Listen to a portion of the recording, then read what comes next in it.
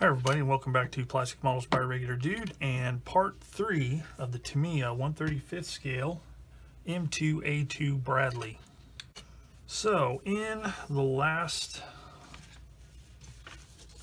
video I did steps 1, 2, 3, 4, and 5, which is pretty much the whole lower hull, with the exception of putting the wheels, drive sprocket, and idler in place on the hull, because I like to do that after I do the painting of the lower hull parts and the wheels. So with that, we can now move on to step 6. So step 6 begins with the upper hull. So I've already cut it off of the sprue, parts tree, framework, whatever you want to call it. I've already done that. So next thing I need to do, it's got a little bit of sanding to do right here where it was where the sprue gate was. There's just a little bit of plastic flash, I guess you'd call it, from the molding process. Well, I'm sanding the entirety of this piece along the side here because you may not be able to see it. Maybe you can as I move it in the light. But there's a little bit of a lip on the bottom, and that's from the molding process. And it really shouldn't be there, so I'm just basically smoothing that part out and making it kind of flat with the whole part. And I've mentioned this in videos in the past. When it comes to sanding, you can usually tell. You can see a little bit, there's some shininess in there. That means the sandpaper or the sanding stick has not reached a flush point yet. So if that's what you're aiming for, and I'm not saying it's totally necessary, you need to sand it until it's all dull.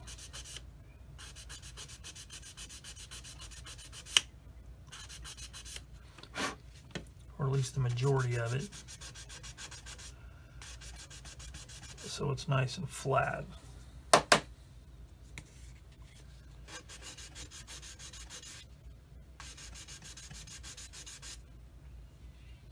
For a quick tip, when you have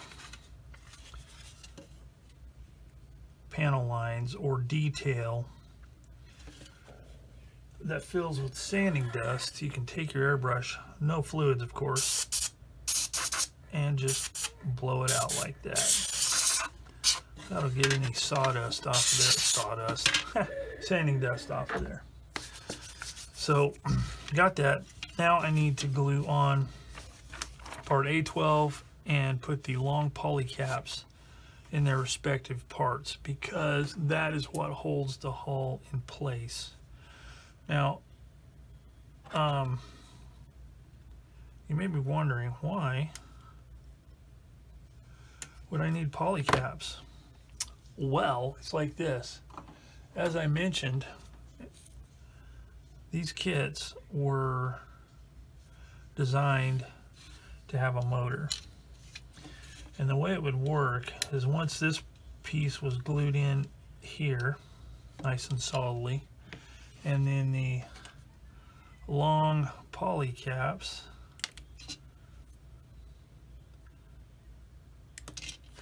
were in place,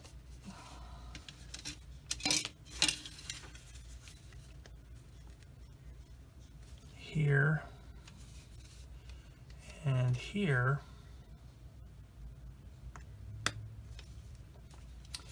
you've created that little tab right there would fit in that channel right there. So that would fit in place there, and then you would just smash the poly caps down into place. That way you could remove this to change the batteries if you had the motorized version. That's why it is constructed like that. The only reason I tell you that is because some people may not know that Tamiya kits were at one time available in motorized versions. Some kits, not all, but some. So just a little bit of interesting, hopefully, information for you, so you kind of have an idea why I chose to construct it like this. Now they still do it on some of their newer releases, even though they've never been set up for motors, but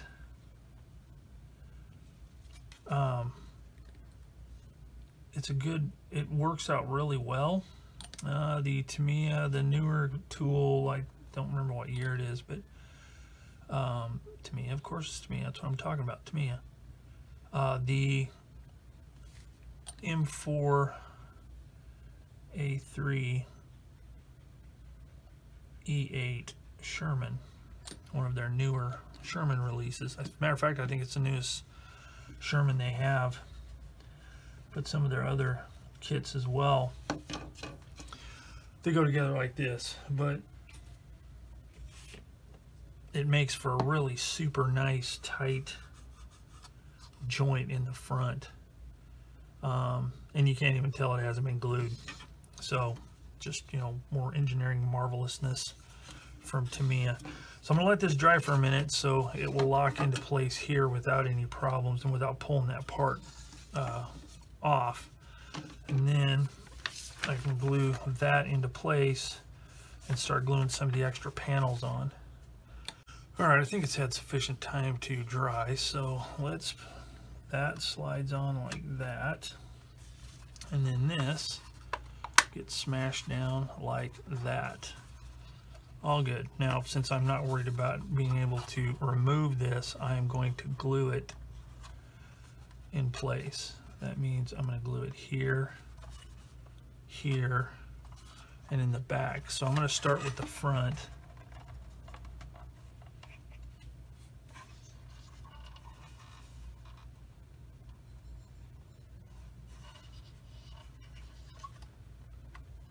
Actually, what I'll do is I'll just glue it along these joints here. I think that should be sufficient.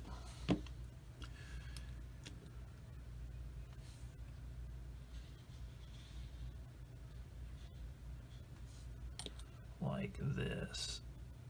And if I determine I need to glue those fenders down a little bit later, I can, but I don't think I'm going to need to, because there's going to be stuff going in on the side there. I will glue it in the front, however.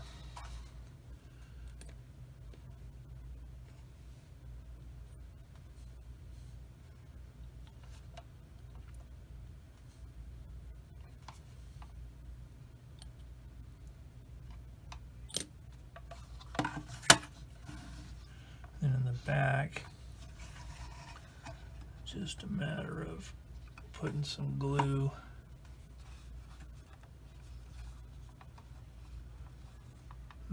May not even need to really do that. Yeah, I probably need to squish that down right there. There's a little bit of a gap, so I'm going to go ahead and glue that down as good as I can. I'll have to clamp it, but that is okay. So I'm using one of my larger clamps here and see if I can get it clamped crosswise like this. Yeah, there we go. So I'm gonna let that side dry, and then I'll do the other side.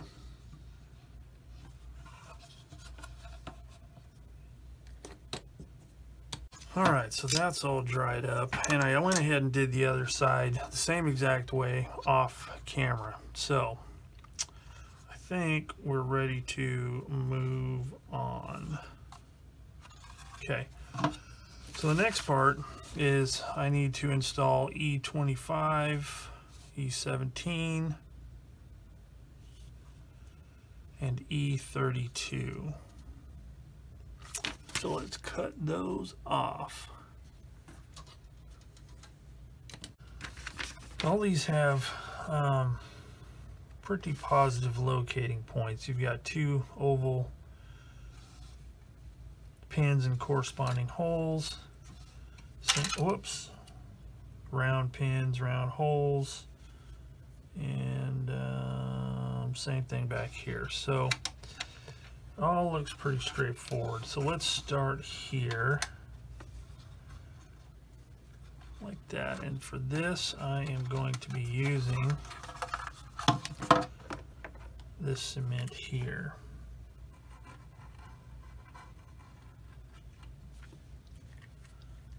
To tack them into place like that. Because again, I don't want this to look like it's homogeneous to the underlying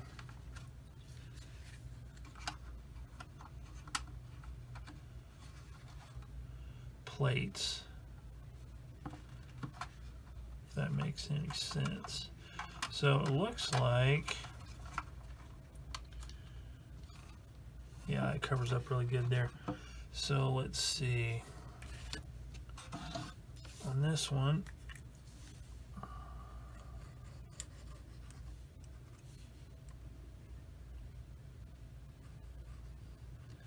put it on the surfaces that actually come in contact.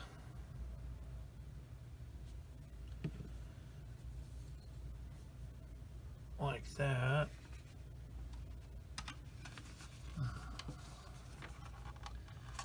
Push that into place like that. Now this, I'm going to have to use some liquid cement, it looks like. Some extra thin.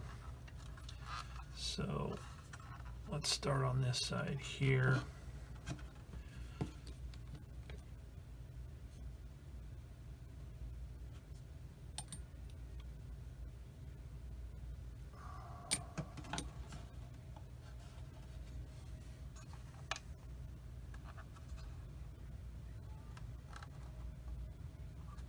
And I do want to put some on the hinges there and there. I'll put some on this side here.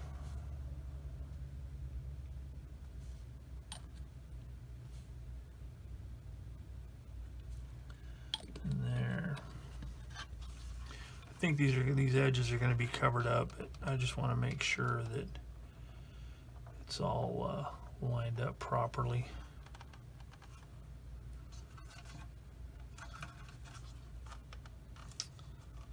So that looks pretty good.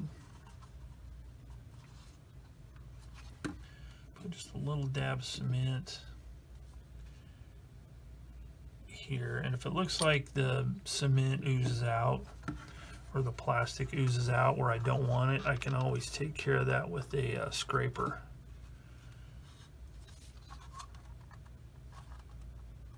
It's fairly easy.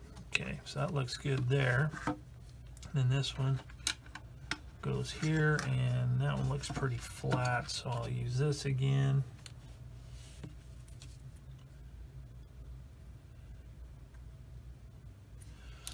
But first, it looks like this right here, this ejector pin, is protruding. So I'll just take a sanding stick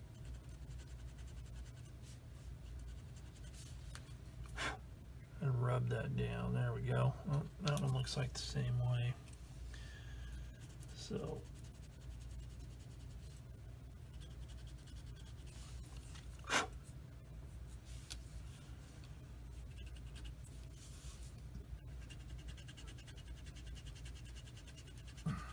make sure that's nice and flat. Like that. Okay.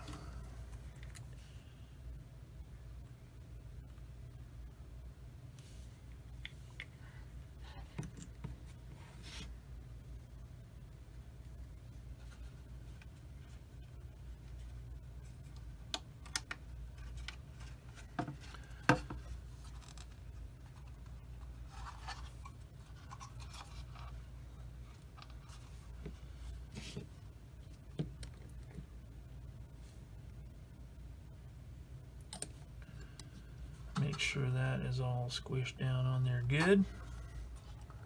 Recheck everything up front, make sure that's all looking as it should. So it looks all good. This one looks good.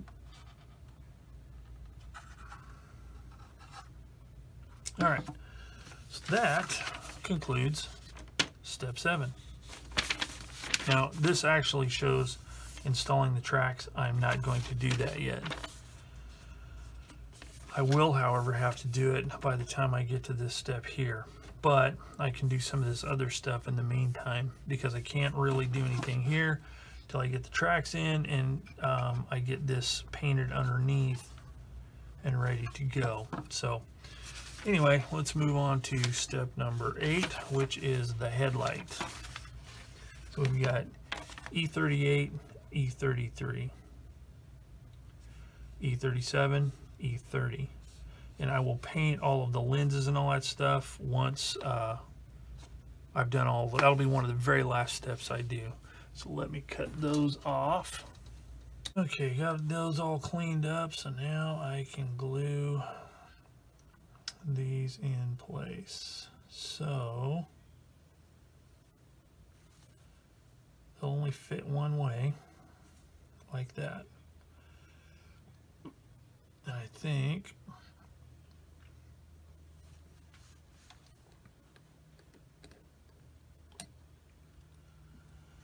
I will glue it from the back like that. Hope that holds it.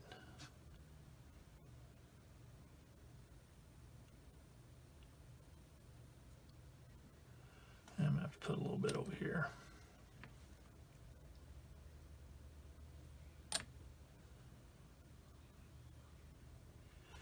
Okay, there's that one. And this one right here.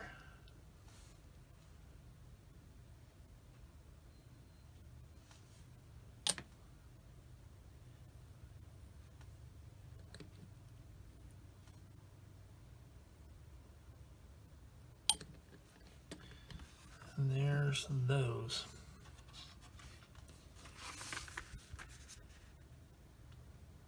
So those, there's a right and a left. And you can't really mix them up. You could put this one over here, but that would look weird. But then this wouldn't fit over here because there's a little tab that fits in that slot, and it's only going to fit one way. Just like that. So let's get that glued into place. Let's do it this way.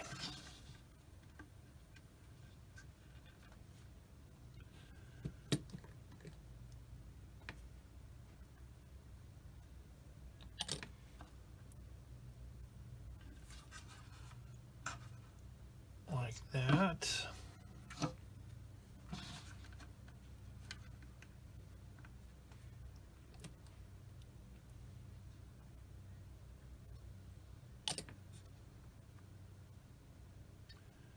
And like that.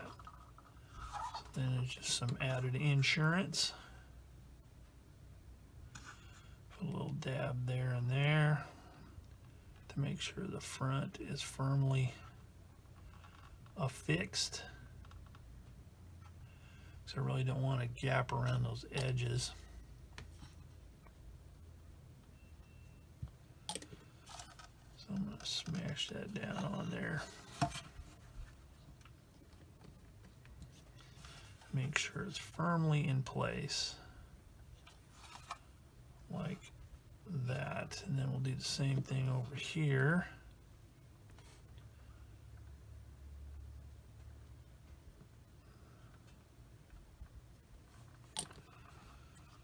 Make sure that is firmly in place. I don't want a gap in between the framework of this headlight and the hull. Okay, so that takes care of step 8 and part of 9. So now that I'm on step 9, I'm getting into some of the accoutrements, such as spare tracks, ammo boxes, tools, stuff like that. Now that stuff I think I am going to wait to put in place after I paint the camouflage scheme. So the stuff I'm actually going to glue into place is going to be like the hatches, any of the fittings that are permanently on the vehicle, as opposed to, you know, being removable or usable items. So with that, I think, let's see, I'll cut off E5, E3, and B29 for the hatch, B32 for the, I believe that's the cover for the, I believe that's the cover for the extinguisher handle, and then A22, and then everything else I'm going to leave off for now. So let me cut those off. Okay, parts cut off. So the first thing I'm going to do is I'm going to glue this into place. This goes behind the periscopes, some kind of armor plate it looks like. So there's 3 points of contact, and none of them are, there's no pins, there's no slots, nothing like that. You just have to put it in place, but it fits on there. I'm trying to wiggle on my thumb. It's not going anywhere. It fits on there really good. So put a little bit of cement there. There.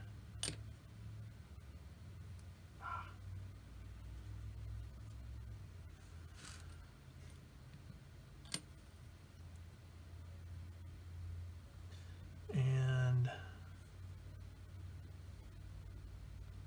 there. Just make sure that's squished down good. And then you throw it on the table. Then, oh my goodness, you almost knock your glue over. It's required. So this fits here like that. Now this is designed to be workable because, you know, you can, if you have the vehicle with the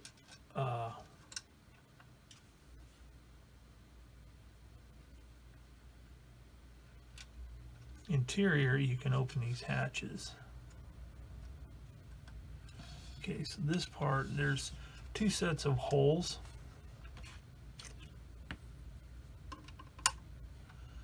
There are these here, which is for the hinge, and this is for another part. So make sure, I mean, you can't get them in the wrong spot, but just make sure you get them. And then these hinges, you know what, I need to touch that up a little bit. The hinge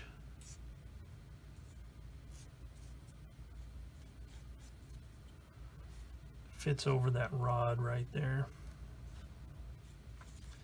So I need to sand that seam line off, mold parting line, whatever you want to call it. And then just make sure there's no burrs on the edge of those hinge pieces there. I just scrape that one because my sanding stick won't fit in there. Like that. Now,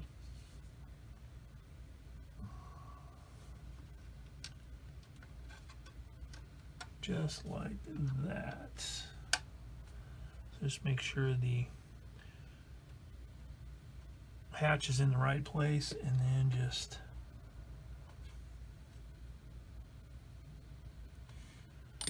do that. Make sure it's pressed into place and the hatch is down.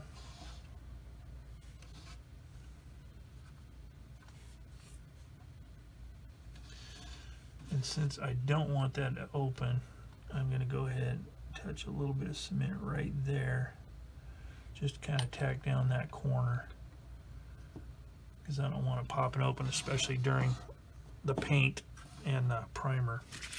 So that in place, B32 is that cover I was talking about. And then that can go in place, and that goes,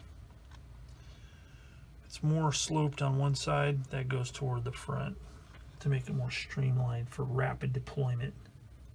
Not really, I just made that up. So let's see.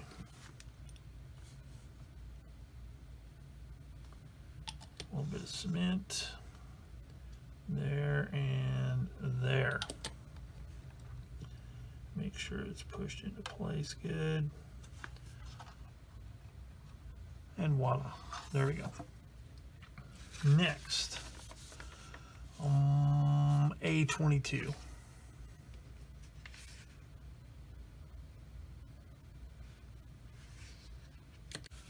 And that one goes, again, this one's set up to where you can't really put it in incorrectly because it's flat and fits in there, but there's also a pin on the inside and it only fit one way, like that. And it's a pretty snug fit. So let's see.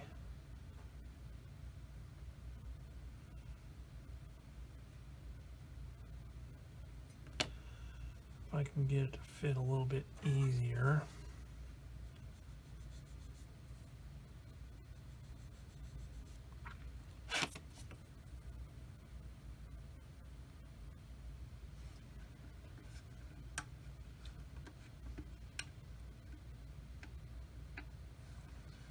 Like that.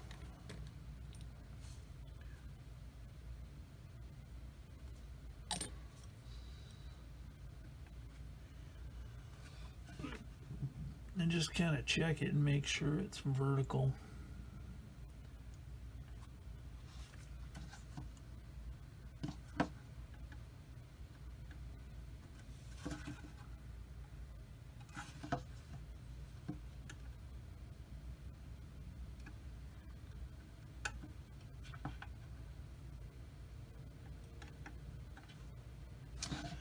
Like that. So that'll take care of step 9 for now. So I can move on to step 10. And the first thing I need to do is we've got 2 A36s, which are lifting eyes, it looks like. On these lifting eyes, there's a pretty good mold seam line along the top edge that you'll want to take care of. And I did it by scraping the edge of my X-Acto knife. And then just be careful and don't snap it in half. Scraping the top part. Like that. Then they get glued right here, like that. So a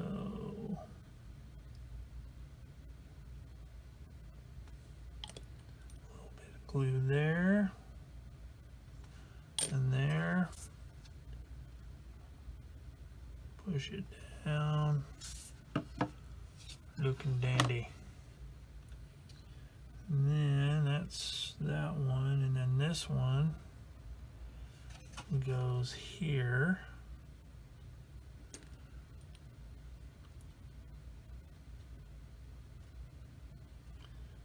There and there. Push it down. And ta-da. So that takes care of both of parts A36. Now let's see, I need B38, which is this part right behind the hatch, which is B38 right here. And while I'm at it, I'm going to go ahead and cut off B50, which is this large top hatch for the rear of the vehicle. Get that cut off.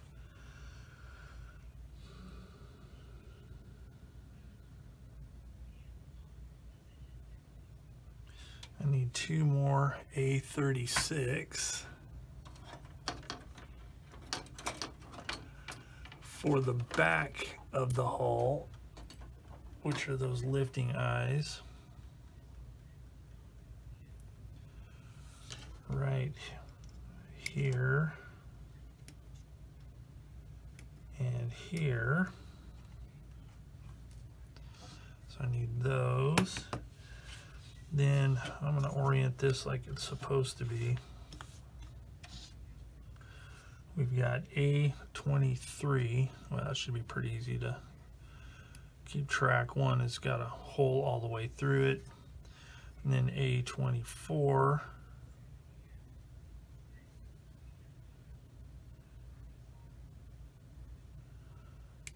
Has like a bolted on cap on that side. And then A21, which is this one right here. Those are all hinge parts. So that's the, we got A23, 21, 24, and 50 for the hatch. Then we've got the 2 A36s. Now it's only showing one. And that goes right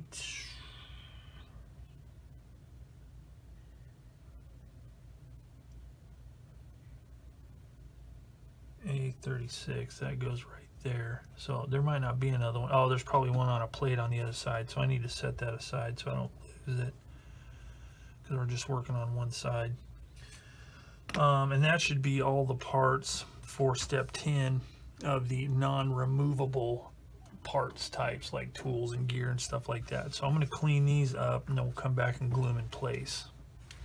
With all the parts cleaned up, I can now install them. So let's go ahead and start with that A36. So it goes right here. And whoops, like that.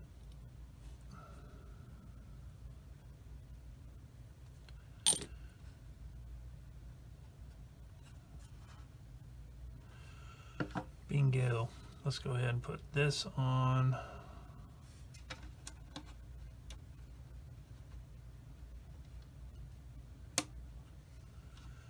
Right there.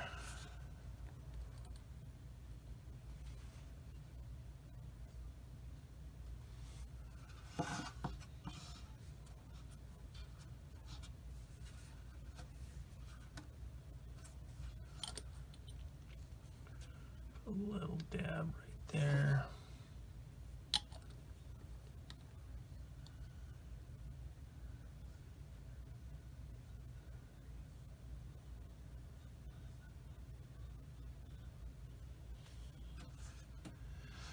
However, I just noticed something. Pay attention to the instructions.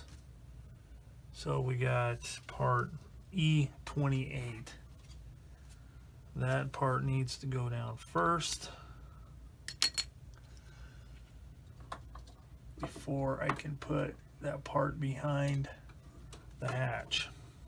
Okay, and looking at this, I can glue that part on because this part can slide under, but I can't put this part on until I put the side skirts.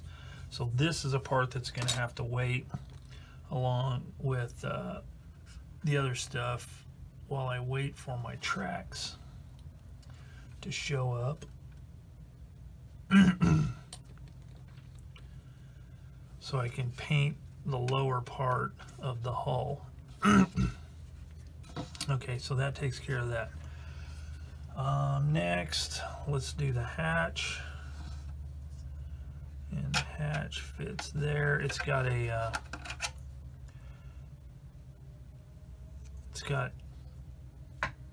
raised border here that should fit. Crikey. There we go. Right there like that. So